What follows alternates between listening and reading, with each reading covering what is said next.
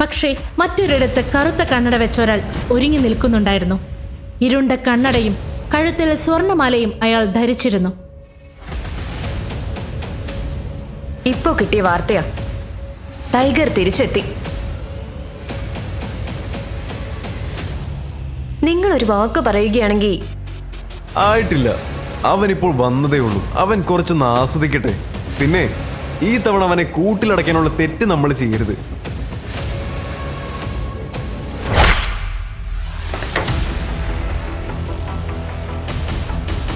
എനിക്കറിയാം, ആ ദിവസം രാത്രി ഞാൻ നിന്റെ കൂടെയാണ് കിടന്നതെന്ന്. അതിനിപ്പോഴും സ്വന്തം മുറിയുടെ ഡോറൊക്കെ അടച്ചു പൂട്ടി കിടന്നുറങ്ങേണ്ട ആവശ്യം എന്താ? അഭിനവ് അപ്പോഴും അനന്യയുടെ മുറിയുടെ പുറത്ത് നിൽക്കുകയായിരുന്നു. മറ്റു മുറികളിൽ തനിക്ക് ഇടം ലഭിക്കാൻ പോകുന്നില്ലെന്ന് അവൻ അറിയാമായിരുന്നു. അതുകൊണ്ട് അഭിനവ് വീട്ടിലെ ജോലിക്കാർ ഉറങ്ങാറുണ്ടായിരുന്ന ആ സ്ഥലത്തേക്ക് പോയി. അവിടെ അവൻ ഭാഗ്യവശാൽ ഒരു ഒഴിഞ്ഞ കട്ടിൽ കണ്ടെത്തി. എന്നിട്ട് അതിൽ കിടന്നുറങ്ങി. താൻ എപ്പോഴാണ് ഉറങ്ങിപ്പോയതെന്നോ എപ്പോഴാണ് നേരം വെളുത്തതെന്നോ അവൻ അറിഞ്ഞില്ല.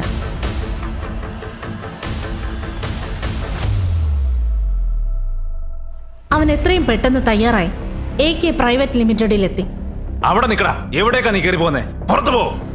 അപ്പോഴാണ് ദേവൻ അവിടേക്ക് വന്നത്. അവൻ അഭിയെ നോക്കി ഒരു പരിഹാസ ചിരിയോടെ പറഞ്ഞു, ഓഹോ, ആരാ വന്നിരിക്കുന്നതെന്ന് നോക്കിയേ. എന്ത് ധൈര്യത്തിലാണ് നീ ഇവിടേക്ക് വന്നത്? സെക്യൂരിറ്റി, ഈ ദരിദ്രവാസിയെ ഒരു കാരണവശാലും അകത്തേക്ക് കടത്തിവിടരുത്. വിക്രം സാറിനെ ശല്യം ചെയ്യാൻ വേണ്ടി മാത്രമാണ് ഇവൻ ഇവിടേക്ക് വന്നത്. എടാ, ഞാൻ നിനക്കൊരു അഡ്വൈസ് തരാം. നീ ഒരു ദരിദ്രവാസിയാണെന്ന കാര്യം ആദ്യം നീ അക്സെപ്റ്റ് ചെയ്യണം. എന്നിട്ട് അതനുസരിച്ച് ജീവിക്കാൻ പഠിക്കണം. ദേവന്റെ സംസാരം കേട്ട് അഭിനവിന് ദേഷ്യം വന്നു. ദേവന്റെ മോശം പെരുമാറ്റം അവനെ മടുപ്പിച്ചിട്ടുണ്ടായിരുന്നു. അഭിക്ക് വേണമെങ്കിൽ ദേവന് മറുപടി കൊടുക്കാമായിരുന്നു. പക്ഷെ തന്റെ ഫോൺ എടുക്കുന്നതാണ് നല്ലതെന്ന് അവൻ കരുതി. അവൻ വിക്രമിനെ വിളിക്കാൻ പോവുകയായിരുന്നു. എന്നാൽ വിക്രമിനെ വിളിക്കുന്നതിന് മുൻപ്, ഇവിടെ എന്താ നടക്കുന്നേ? അബി എന്റെ കൂടെ വന്നതാ. You wanna say something? ദേവനിപ്പോ പോ, അബി എന്റെ കൂടെ വരൂ. ദേവൻ ഒരു നിമിഷം അപമാനിതനായ പോലെ തോന്നി. അന്ന് പാർട്ടിയിൽ വെച്ചും പിന്നെ ഇപ്പോഴും ദേവൻ അഭിയുടെ മുന്നിൽ തോൽക്കേണ്ട അവസ്ഥ വന്നു. ഞാൻ ഇവിടെ വരുന്ന കാര്യം നിങ്ങൾ വിക്രമിനോട് പറഞ്ഞിരുന്നോ? ഇത് കേട്ട ഉടനെ ജെനിയുടെ കാതുകൾ കൂർത്തു. ജോലിക്ക് വേണ്ടി വന്ന അഭിനവിനെ പോലെ ഒരാൾ വിക്രം. എനിക്ക് നിങ്ങളുടെ കുറച്ച് വിവരങ്ങൾ ആവശ്യമുണ്ട്. നിങ്ങളുടെ ഓഫീസ് നാളെ മുതൽ ആരംഭിക്കും. Perfect, thank you. എന്നാൽ ലീഡർ വരുന്നതിന് മുൻപ് അവൻ അത്തരത്തിലുള്ള ഒന്നും ചെയ്യാൻ കഴിയില്ലായിരുന്നു. ഈ സാഹചര്യത്തിൽ അനന്യയുടെയും അവളുടെ മാതാപിതാക്കളുടെയും മുന്നിൽ തന്റെ കഴിവ് തെളിയിക്കാൻ വേണ്ടിയാണ് അവൻ മാനേജർ പോസ്റ്റ് ആവശ്യപ്പെട്ടത്. എന്നാൽ അഭിനവ് അവിടെ എന്തെടുക്കാൻ വന്നതാണെന്ന് ദേവൻ ഇപ്പോഴും മനസ്സിലായിരുന്നില്ല. നാളെ മുതൽ ജോലിക്ക് പോവാൻ പുതിയ വസ്ത്രങ്ങൾ വേണ്ടിവരുമെന്ന് അഭിനവിന് തോന്നി. വസ്ത്രങ്ങൾക്കൊപ്പം അവന്റെ ഫോൺ മാറ്റേണ്ടതും ആവശ്യമായിരുന്നു. വിക്രമിന്റെ ചെക്ക് അവന്റെ പോക്കറ്റിൽ ഉണ്ടായിരുന്നു.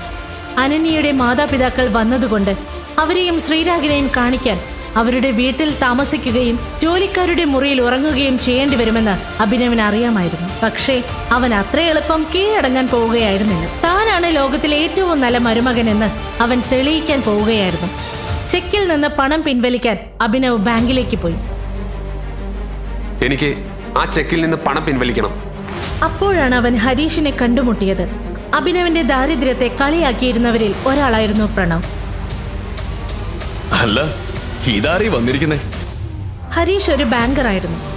അവൻ കോടീശ്വരനല്ലായിരുന്നെങ്കിലും അവന് ധാരാളം സമ്പത്തുണ്ടായിരുന്നു. ഡെലിവറി ജോലികൾക്കായി അഭിനവ് ഈ ബാങ്കിൽ പലപ്പോഴും വരുമായിരുന്നതുകൊണ്ട് അഭിയെ അവൻ അറിയാമായിരുന്നു. അഭിനവിനേക്കാൾ ഏറെ മുന്നിലായിരുന്നില്ല ഹരീഷെങ്കിലും അവനും അഭിനവും തമ്മിൽ ഒരൊറ്റ വ്യത്യാസം മാത്രമേ ഉണ്ടായിരുന്നുള്ളൂ, പണത്തിന്റെ. ചെക്കോ? നിനക്കോ?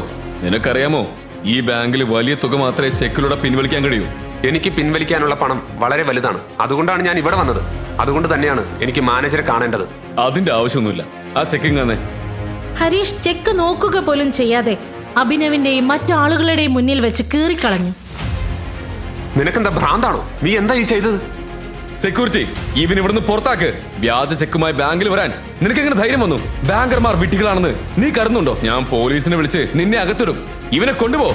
ഈ അവസ്ഥയിൽ അഭിനവിനെ കണ്ട് ഹരീഷും ബാക്കിയുള്ളവരും വളരെയധികം സന്തോഷിച്ചു. എന്താണ് ഇവിടെ നടക്കുന്നത്? ആ ശബ്ദം മറ്റാരുടെയും ആയിരുന്നില്ല, അത് ബൽറാമിന്റെ ആയിരുന്നു. ദൂരെ നിന്ന് തന്നെ അദ്ദേഹം അഭിനവിനെ തിരിച്ചറിഞ്ഞു.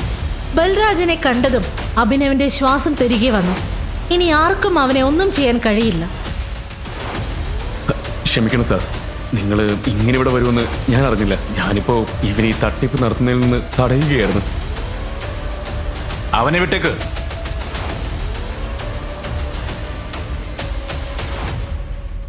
അഭിനവ് നിശബ്ദമായി ബൽരാജിനെ പിന്തുടർന്നു. എന്നാൽ ബൽറാം എന്തിനാണ് അഭിനവിനെ കൂടെ കൊണ്ടുപോകുന്നതെന്ന് ഹരീഷിന് മറ്റുള്ളവർക്കും മനസ്സിലാക്കാൻ കഴിഞ്ഞില്ല.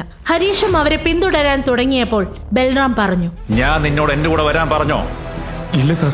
ബൽറാം അവനെ നോക്കിയപ്പോൾ ഹരീഷിന്റെ കാലുകൾ നിശ്ചലമായി. ബൽറാമിന്റെ പെരുമാറ്റം കണ്ട് അഭിനവ് ഭയന്നു. ബൽറാം അവിടെയുള്ള ആളുകൾക്ക് അഭിനവിന്റെ ഐഡന്റിറ്റിയെക്കുറിച്ച് സംശയം തോന്നിക്കുന്ന ഒന്നും ചെയ്യില്ലെന്ന് അവൻ പ്രത്യാശിച്ചു. ഇവൻ ഒരു തെറ്റ് ചെയ്തിട്ടുണ്ടെങ്കിൽ മാനേജർക്ക് അതിനെക്കുറിച്ച് അറിയണം. നിങ്ങൾ നിങ്ങളുടെ തലത്തിലാണ് നടപടിയെടുക്കുന്നതെങ്കിൽ ഒരുപക്ഷെ മാനേജർക്ക് അതൃപ്തി തോന്നാൻ സാധ്യതയുണ്ട്. ശരി സാർ. വരൂ. ബൽരാജ് അഭിനവിനെ നോക്കി തന്റെ കൂടെ അകത്തേക്ക് വരാൻ ആംഗ്യം കാണിച്ചു. ഇരുവരും ഒരുമിച്ച് മാനേജറുടെ ക്യാബിനിലേക്ക് പ്രവേശിച്ചു. മാനേജർ കസാരയിലിരുന്ന് കമ്പ്യൂട്ടറിൽ ജോലി ചെയ്യുകയായിരുന്നു.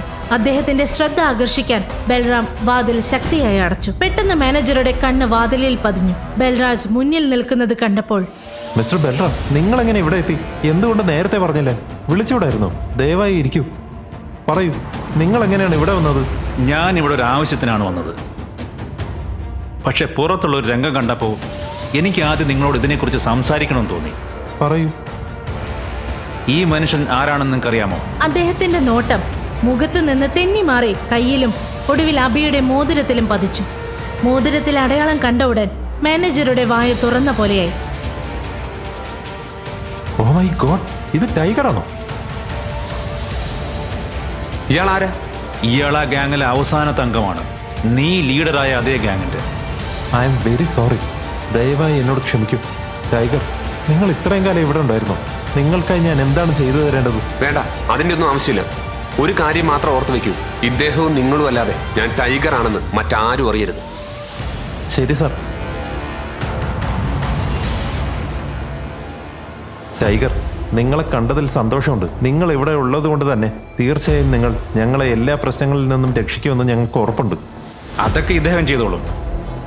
പക്ഷെ ആദ്യം നിങ്ങൾ നിങ്ങളുടെ സ്റ്റാഫിനെ ഒരു പാഠം പഠിപ്പിക്കണം. അഥവാ ഞാൻ എൻ്റെ വഴിക്കൊരു പാഠം പഠിപ്പിച്ച പിന്നെ എന്താണ് സംഭവിക്കുന്നതെന്ന് നിങ്ങൾക്കറിയാമല്ലോ. എന്തുപറ്റി? അവരെന്താ ചെയ്തത്? അഭിനവിന് സംഭവിച്ച കാര്യങ്ങളെല്ലാം അദ്ദേഹം മാനേജറോട് പറഞ്ഞു. ഇത് കേട്ട ഉടൻ അദ്ദേഹത്തിന് രക്തം തിളച്ചു. അവൻ എങ്ങനെ അതിന് ധൈര്യം വന്നു? ഞാൻ അവനൊരു പാഠം പഠിപ്പിക്കാം. അദ്ദേഹം ശരവേഗതയിൽ ഹരീഷിനോട് തന്റെ ക്യാബിനിലേക്ക് വരാൻ ആവശ്യപ്പെട്ടു. ഹരീഷ്, ഹരീഷ്, അകത്തേക്ക് വാ. ഇതിനിടയിൽ ഹരീഷ് അവിടെ എത്തി. നീ എന്താണ് ചെയ്തത്? അവൻ കൊണ്ടുവന്ന ചെക്ക് കീറിയത് ആരാണ്? സാർ, ഇവനൊരു ഡെലിവറി ബോയ് ആണ്. അവൻ ബാങ്കിൽ കൊണ്ടുവന്നത് ഒരു വ്യാജ ചെക്കായിരുന്നു.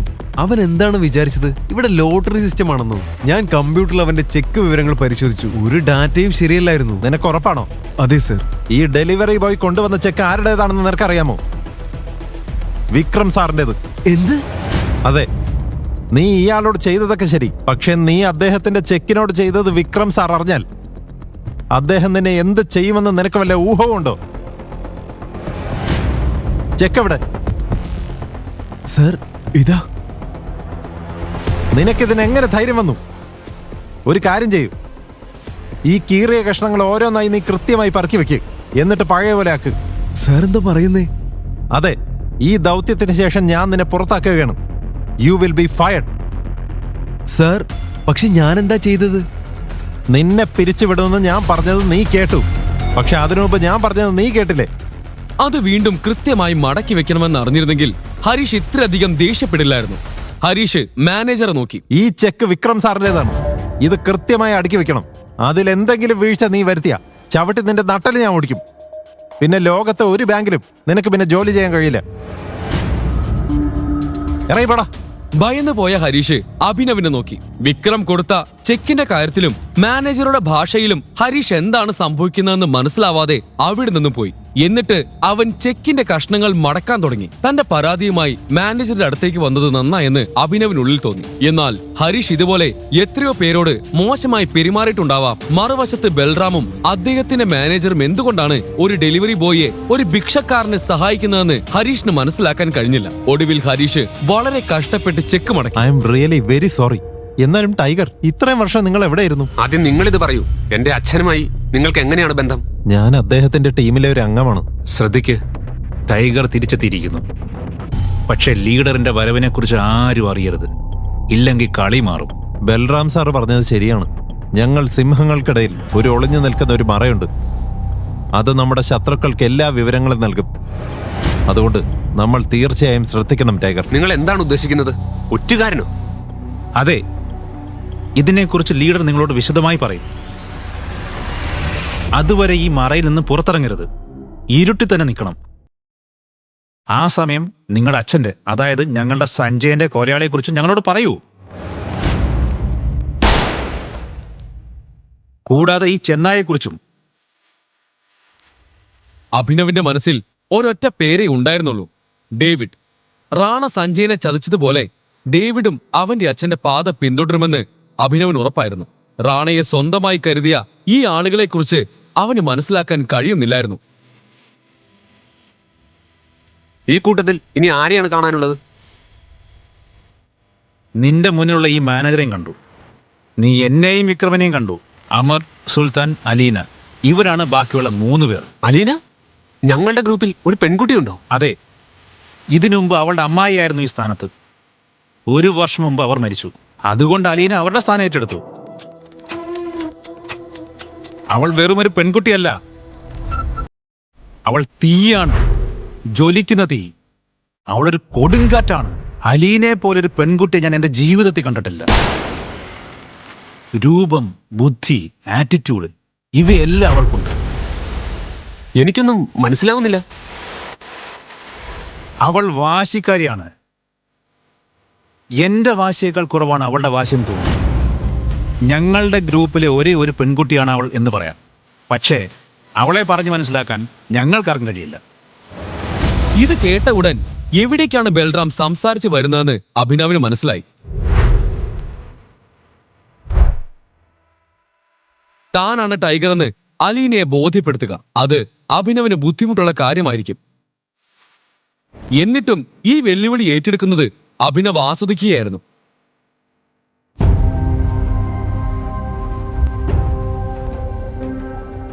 അലീനയെ കാണാനുള്ള അഭിനവിന്റെ ആഗ്രഹവും വർദ്ധിച്ചു. ഇതിനിടയിൽ മാനേജർ പറഞ്ഞു, നിങ്ങൾ അവളെ ഉടൻ തന്നെ കാണും. പക്ഷെ അവൾക്ക് നിങ്ങളെ തിരിച്ചറിയുമെന്ന് എനിക്കറിയില്ല. അവളെ ബോധ്യപ്പെടുത്താൻ ടൈഗറിന് പ്രയാസമാണെന്ന് എനിക്ക് തോന്നുന്നില്ല. ഞാൻ വിചാരിച്ച പോലത്തെ പയ്യനല്ലവൻ. ബൽരാജിന്റെ വാക്കുകൾ കേട്ട് മാനേജറുടെ കാതുകൾ കൂർത്തു. ബൽറാം സാർ, ടൈഗർ നിങ്ങളെ ഈ മോതിരത്തിൽ കുടുക്കിയെന്ന് നിങ്ങൾക്ക് തോന്നുന്നുണ്ടോ? ഇത് കേട്ട ഉടൻ ബൽറാം പൊട്ടിച്ചിരിച്ചു. എന്നിട്ട് അദ്ദേഹം അത് ശരിവെച്ചു എന്നോണം തലയാട്ടി. അദ്ദേഹത്തെ കണ്ട് മാനേജർ മുറയ്ക്ക് ചിരിക്കാൻ തുടങ്ങി. ഏതായാലും ടൈഗർ, ഇപ്പോൾ നിങ്ങൾക്ക് എത്ര പണം വേണം? ഞാൻ തരാം. പിന്നീട് വിക്രം സാറിന്റെ ഓഫീസിൽ നിന്ന് ഞാൻ ചെക്ക് വീണ്ടും ഇഷ്യൂ ചെയ്യിച്ചോളാം. ഇപ്പോൾ എനിക്ക് 1 കോടി രൂപ വേണം. ബാക്കിയുള്ള 49 കോടി എന്റെ പുതിയ അക്കൗണ്ടിലേക്ക് ട്രാൻസ്ഫർ ചെയ്യണം. ഓക്കെ, ഞാനത് ശരിയാക്കി തരാം. ഇത് കേട്ട് മാനേജർ അവന് വേണ്ടി പണം എടുക്കാൻ പോയി. ബൽറാം, ഈ അലീന എന്ന പെൺകുട്ടിയെ കുറിച്ച് മറ്റെന്താണ് നിങ്ങൾക്കറിയാവുന്നത്?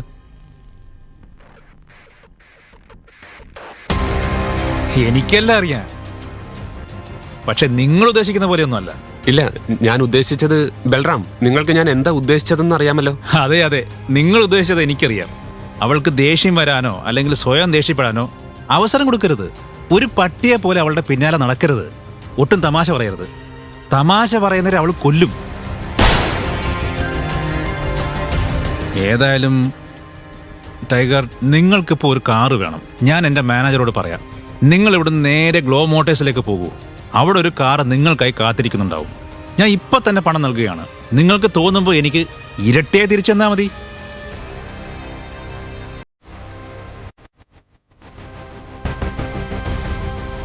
Thank you.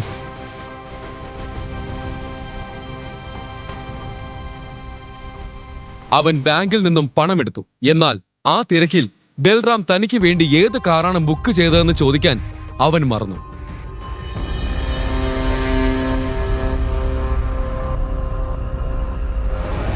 അകത്തേക്ക് പോയപ്പോൾ തന്നെ ഷോറൂമിലെ മാനേജർ ആരെയോ കാത്ത് വാതിൽക്കൽ നിൽക്കുന്നത് അവൻ കണ്ടു. മിസ്റ്റർ അഭിനവ് രജപുത്ര? ഞാനാണ് അഭിനവ് രജപുത്ര. വരൂ, അകത്തേക്ക് വരൂ പ്ലീസ്. കുറച്ചു കഴിഞ്ഞപ്പോൾ അഭിനവ് ഒരു ഗ്യാരേജിലെത്തി. മാനേജർ അവനെ അവന്റെ കാറിനടുത്ത് കൊണ്ടുവന്നു. ഇതാണ് കാർ. ഞാൻ പേപ്പറുകൾ റെഡിയാക്കിയിട്ട് വരാം. ആ സമയം സാർ കാർ നന്നായി നോക്കിക്കോളൂ.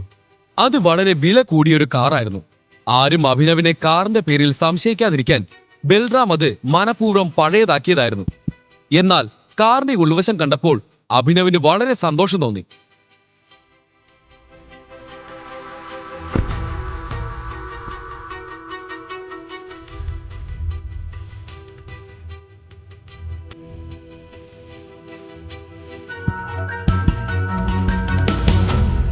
ഹലോ, ഇതെന്താ അഭിനവ്? നിങ്ങൾ കാർ എടുക്കുകയാണോ? നിങ്ങൾ ആരാ? നിങ്ങൾക്ക് എന്താ വേണ്ടത്?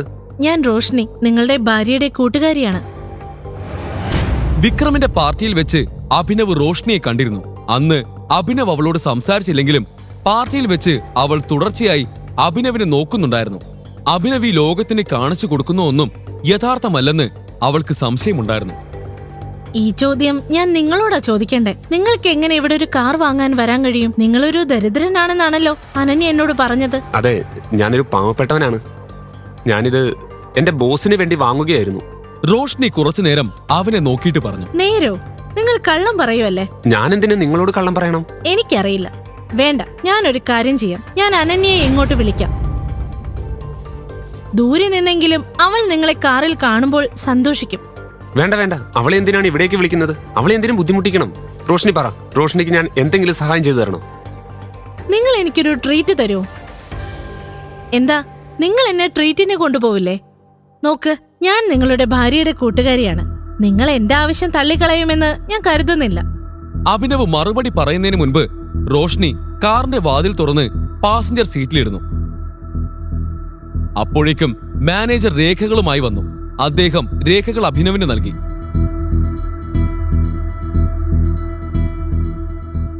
അഭിനവും ഡ്രൈവിംഗ് സീറ്റിലിരുന്നു. റോഷ്നി ഒരു സമ്പന്ന കുടുംബത്തിൽ നിന്നാണ് വരുന്നതെന്ന് അവൻ അറിയാമായിരുന്നു. ഈ സാഹചര്യത്തിൽ അവൻ അവളെ വിക്രമിന്റെ ഹോട്ടലിലേക്കാണ് കൊണ്ടുപോയത്. വഴിയിലുടനീളം ചഹദ് അഭിനവിനെ തന്നെ നോക്കിക്കൊണ്ടിരുന്നു. അവൾക്ക് തന്നിൽ നിന്ന് എന്താണ് വേണ്ടതെന്ന് അഭിനവിന് മനസ്സിലാക്കാൻ കഴിഞ്ഞില്ല. വിക്രമിന്റെ ഹോട്ടലിന്റെ താഴെ അഭിനവിന്റെ കാർ പാർക്ക് ചെയ്തു. ബിസിനസ്സിൽ ഈ വിക്രം ആരെ അനുസരിക്കില്ല, മനസ്സിലായോ? ശരി, ഞാൻ നിങ്ങളെ പിന്നെ വിളിക്കാം ടൈഗർ.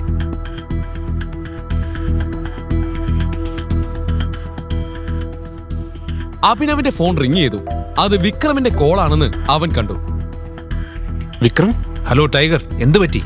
എന്റെ ഓഫീസിന് താഴെ നിങ്ങളുടെ കാർ വരുന്നത് ഞാൻ കണ്ടു. എല്ലാം ഓക്കെ അല്ലേ? യെസ് യെസ്, സത്യത്തിൽ ഞാൻ ഹോട്ടലിൽ ഒരാളുമായി ലഞ്ച് കഴിക്കാൻ വന്നതാണ്. അത് ഞാൻ കണ്ടു. നിങ്ങളൊരു കാര്യം ചെയ്യ്, ആദ്യം എന്റെ ഓഫീസിലേക്ക് വരൂ. ഞാൻ എന്റെ VIP കാർഡ് തരാം. അതുണ്ടെങ്കിൽ നിങ്ങൾക്ക് 2 പേർക്കും VIP പരിഗണന ലഭിക്കും. എന്തുപറ്റി? നമുക്ക് പോവാം. റോഷ്നി, ഇവിടെ നിൽക്കൂ. എനിക്കൊരു പ്രധാനപ്പെട്ട ജോലിയുണ്ട്, ഞാനത് തീർത്തിട്ട് വരാം. റോഷ്നി അവൻ പോകുന്നത് നോക്കി നിന്നു. അത് വിക്രമിന്റെ ഓഫീസാണെന്ന് അവൾക്ക് നന്നായി അറിയാമായിരുന്നു. എന്നാൽ അഭിനവ് അവിടെ എന്താണ് ചെയ്യാൻ പോകുന്നത്? എന്തിനാണ് വിക്രം അവനെ അങ്ങോട്ട് വിളിച്ചത്? റോഷ്നി അഭിനവിനെ സംശയിക്കാൻ തുടങ്ങി. അടുത്തത് എന്തായിരിക്കും സംഭവിക്കാൻ പോകുന്നത്? അഭിനവിന്റെ യഥാർത്ഥ ഐഡന്റിറ്റി റോഷ്നി തിരിച്ചറിയുമോ? റോഷ്നിയുടെ യഥാർത്ഥ ഉദ്ദേശം എന്താണ്? കൂടുതൽ അറിയാൻ ദി റിട്ടേൺ ഓഫ് ടൈഗർ കേൾക്കൂ. ഈ കഥയുടെ ബാക്കി അറിയാൻ download pocket FM app. Link in description.